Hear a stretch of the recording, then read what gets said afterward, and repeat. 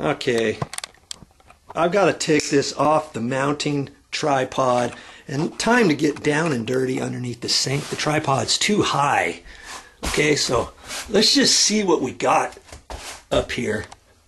It looks like a pretty clean system here. You know, there's our P-trap. We shouldn't have to do anything with that adjustable P-trap. That's that white deal that zigzags up and down and across and over.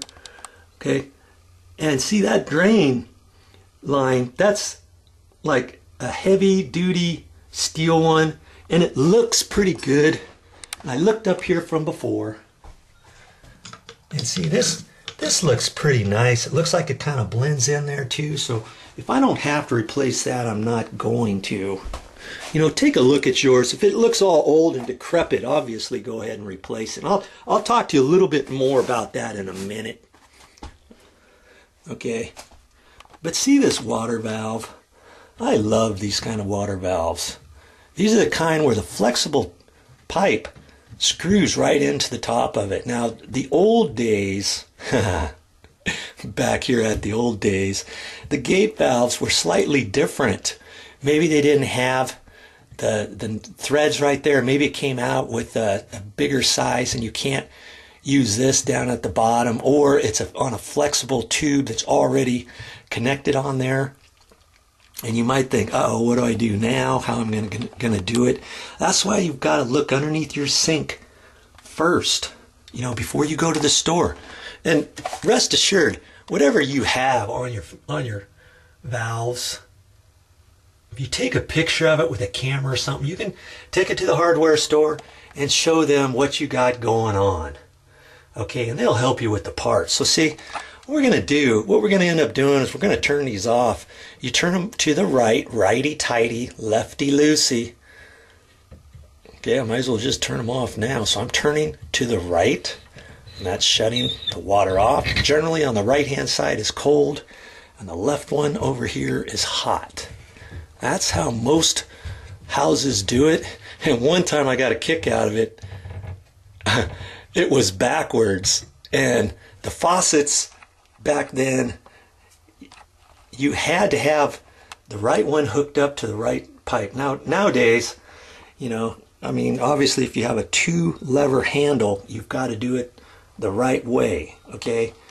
So left is usually hot, right is usually cold, okay? So now our next step is we're just going to take and loosen that nut up right there. Okay? We got to loosen those up. We can take that off. Okay? This flex tube is going up to the faucet. And let me see if let me get down in there and see. Let me get up in here. See, this sink is so small. I'm not going to be able to show you all this later, right? Now we're going to have to take it off there too. Obviously we got to take that one off. And then this nut here, once we loosen that up, the faucet's going to come right out. Okay? You loosen that, and then this flexi line, that flexi line goes down to there, and we're going to take that off. We're not even going to use that flexi line anymore. Some sinks you're going to end up using it again. Other sinks you're not. Now here's another tip. If that flexi line looks kind of stiff, or it's a white one, or it looks pretty old and decrepit, you can buy a new one for that. It might be time to upgrade your flexi lines. You know, this is a braided flexi line. I like this kind way better than anything else. Okay? So I'm going to get back up in there. Let's just take a quick look at this again.